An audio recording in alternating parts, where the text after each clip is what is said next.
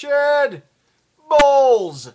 Yes, I agree with you. I do think that it takes a good set of cojones to be an entrepreneur.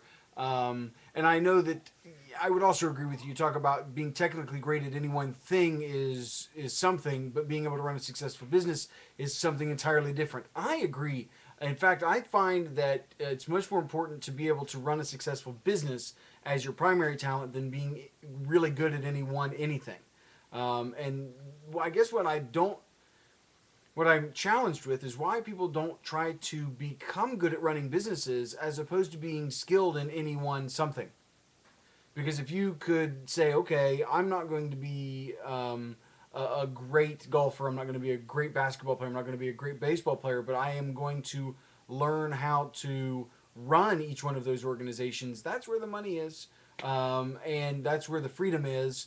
And ultimately, then you can go off and do whatever bliss you want in addition to that. Now, it's interesting that entertainers are the first ones to be sitting in the front row of a basketball game because ultimately that's the kind of talent and technique that they wish that they had. And likewise, the NBA stars are so quickly to emulate and create icons of great entertainers. So there's a mutual respect and admiration, yada, yada, yada. Anyway, probably getting too deep as it relates to personality profiling and why people do or don't do what they're doing. But the thing that I would encourage more people to do is to identify those strengths that are needed to run a company successful and then to work toward becoming proficient in those areas so that they could run any number of companies because in running those companies that's where you find the generational wealth and the passive incomes.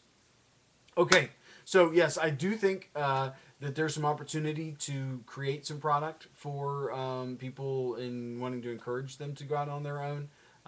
So, interesting thought there. We'll see if we're going to incubate on that and whether we'll choose to become a part of that or not. And then, additionally, the form and function question that you had. Hey, man, I want to thank you for the book and the mugs that you sent us. I've cracked the book though. I'm just beginning it, and I've become distracted by other things since having opened it last.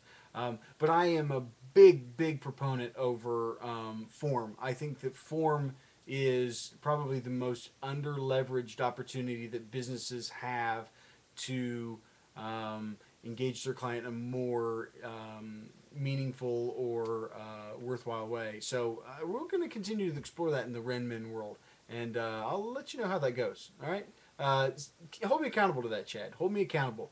More form as it relates to function. Peace.